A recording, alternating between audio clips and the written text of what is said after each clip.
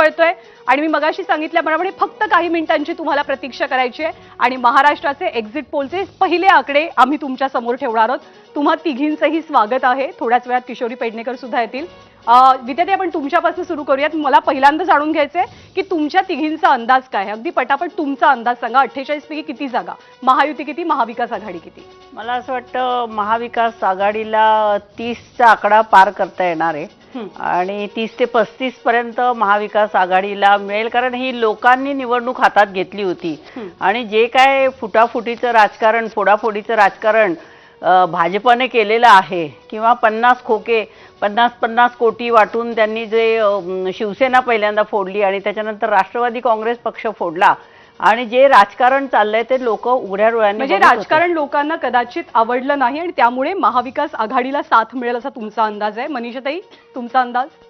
असा अंदाज